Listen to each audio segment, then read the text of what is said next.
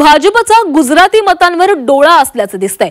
कांदिवलीमध्ये आज गुजराती साहित्य संमेलन आयोजित करण्यात आलंय। महाराष्ट्र राज्य गुजराती साहित्य अकादमीच्या वतीनं गुजराती नाट्यप्रयोग इथं भरवला गेलाय। नाट्यप्रयोगानंतर नव्या वादाला तोंड फुटण्याची शक्यता आहे। मुंबई महानगरपालिका निवडणुकीसाठी भाजपचा आता गुजराती मतांवर डोळा ठेवून आहे असं दिसतंय।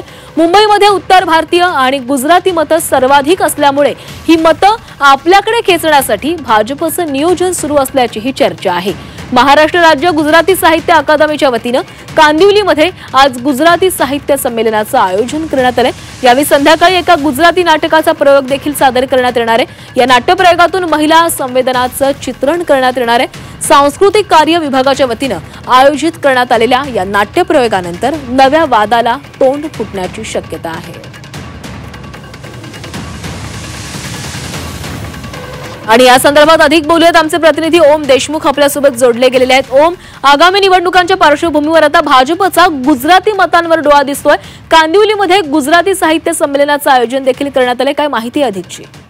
जी, अगदी बरोबर आहे। खरं तर महापालिका निवडणुकांची रणधुमाळी आता जवळपास सुरू झाल्याचं स्पष्ट आहे। या वर्षाअखेरीस मुंबई महापालिका असेल किंवा इतर महापालिकांच्या निवडणुका होतील, त्या दृष्टीनं भाजपकडून मुंबईतली जी अमराठी विशेषत्वानं गुजराती मतं आहेत त्यावर विशेष लक्ष केंद्रित करण्यात आलंय। उत्तर भारतीय आणि गुजराती मतं सर्वाधिक असल्यामुळे मुंबईतली ही मतं आपल्याकडे खेचण्यासाठी भाजपकडनं नियोजन करण्यात आलंय। महाराष्ट्र राज्य गुजराती साहित्य अकादमीच्या वतीनं आज कांदिवलीमध्ये एक गुजराती नाट्यप्रयोग आयोजित करण्यात आला। त्याला सांस्कृतिक कार्य विभागाचे मंत्री आशिष शेलार देखील उपस्थित राहणार आहेत अशी देखील माहिती कळते। खऱ्या अर्थानं महिलांच्या विषयासंदर्भामध्ये चित्रण करण्यात आलेला हा नाट्यप्रयोग आहे। एकंदरच हा जो कार्यक्रम गुजराती भाषेमध्ये सुद्धा याची जाहिरात देखील करण्यात आली आहे आणि सांस्कृतिक कार्य विभागाकडून हे आयोजन करण्यात आल्यामुळे कुठेतरी हा कार्यक्रम देखील वादाच्या भोवऱ्यात अडकण्याची शक्यता, नव्या वादाला देखील तोंड फुटू शकतं। मनसेकडनं या संदर्भात नेमकी काय भूमिका हे देखील अद्याप स्पष्ट झालेलं नाही। मात्र एकंदरच मुंबईमध्ये होऊ घातलेली नवी राजकीय समीकरणं पाहता या सगळ्या गोष्टींना तोंड देण्यासाठी भाजपकडनं हा नवा प्रयोग करण्यात आल्याचं स्पष्ट होत आहे।